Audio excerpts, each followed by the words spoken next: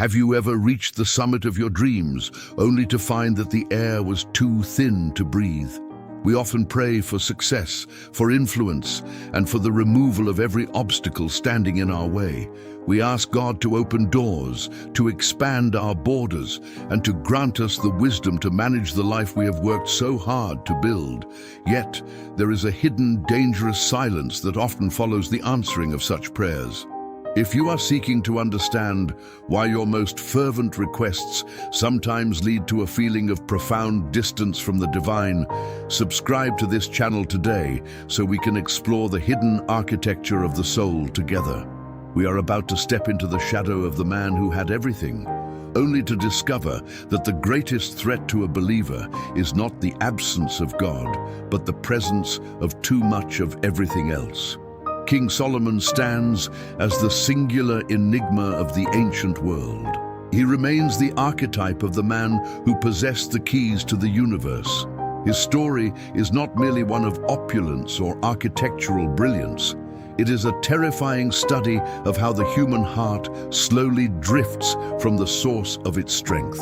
Imagine the scent of cedarwood filling the temple courts, the weight of gold so abundant it was treated as common stone, and the hum of thousands of voices whispering his name in reverence.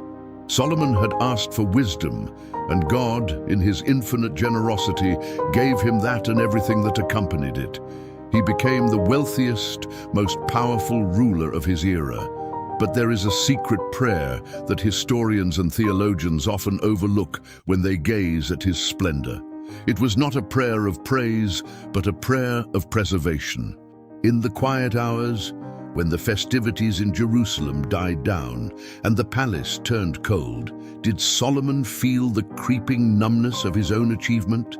He had been given a mandate to lead, but he found that the more he possessed, the less he possessed of the one thing that actually mattered. The danger of success is that it creates a buffer between the spirit and the creator. When your prayers are consistently answered with abundance, you begin to mistake the abundance for the blessing itself. Solomon's life became a sprawling, intricate display of human potential.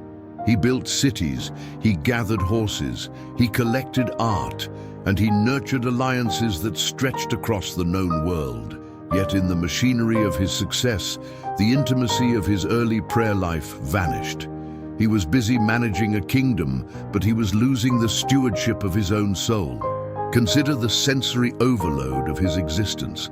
Every day brought new demands, new faces, and new treasures.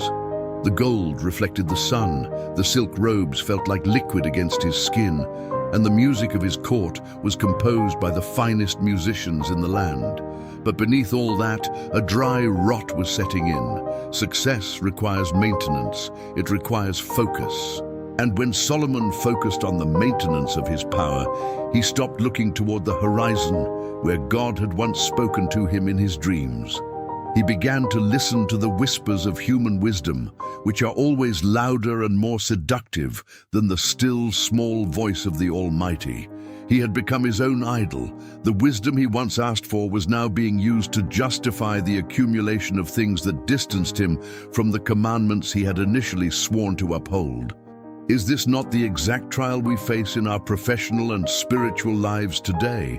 We start with a hunger for God, a desperate need for His guidance, and a humble heart that knows it cannot exist without Him.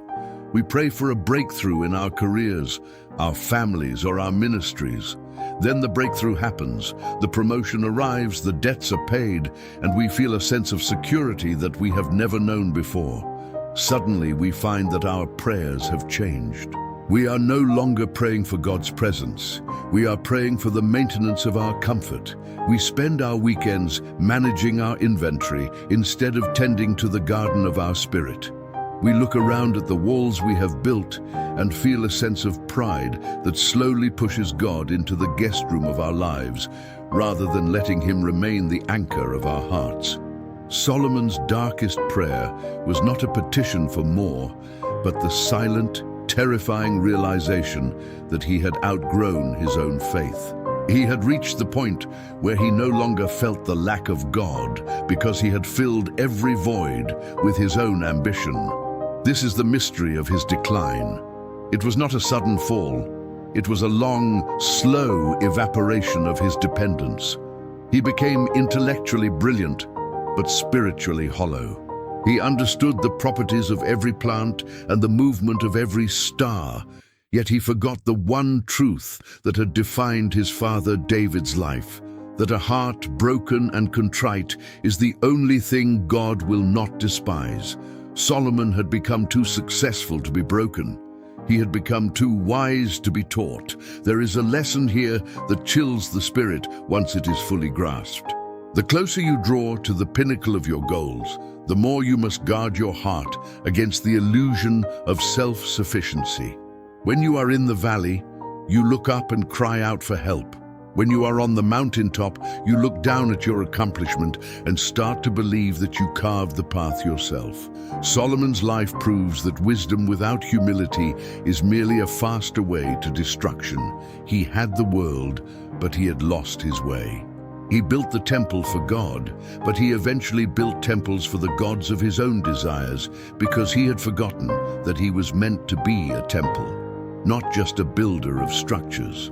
We must ask ourselves, what have we built that has started to screen God from our view? Is it your reputation? Is it the stability of your bank account? Is it the influence you hold over others? These are not inherently evil things, just as Solomon's kingdom was not inherently evil. The danger lies in the shift of our gaze. If you are currently feeling that your life is full, yet your soul is parched, you are standing exactly where Solomon stood before he lost the light. The antidote to this spiritual drought is not to dismantle your success, but to reorient your heart toward the source of it. You must return to the simplicity of that first prayer. You must stop asking for the things that make your life easier and start asking for the grace to stay vulnerable, even when everything around you screams that you have finally arrived. God does not want your achievements. He wants your dependence. He wants the version of you that knows it is nothing without his breath. Solomon eventually learned this, though the road back was paved with the debris of his own choices. He wrote of his vanity, his struggle, and his realization that all is meaningless apart from the fear of the Lord. He realized that the end of the matter, when all the books are balanced and the cities are built, is simply to keep the commandments and maintain the connection that success tries to sever. We do not need the world to be happy, but the world will certainly try to convince us that we do. It will offer us everything in exchange for the one thing that keeps us alive. As you reflect on this journey, recognize that your current struggle, whether it be the pain of wanting or the danger of having, is a space where you can draw closer to God than ever before. Your path is not identical to the king of old, but the potential for drift is the same. Guard your heart with all diligence, for from it flow the springs of life. Do not let your success become your shadow. Do not let your answers become your excuses. Stay hungry for the presence that no amount of gold can purchase.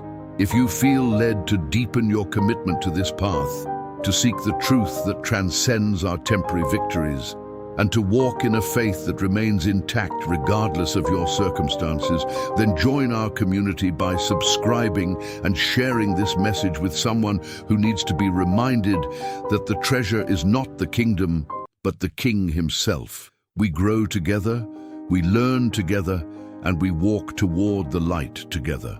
Your spiritual journey is the most important work you will ever do, so ensure that you are prioritizing the soul over the structure. May your prayers today look less like a shopping list for your desires and more like a surrender of your entire life to the one who gave it to you. That is where we find peace, that is where we find purpose, and that is where the secret of a life well lived is finally revealed.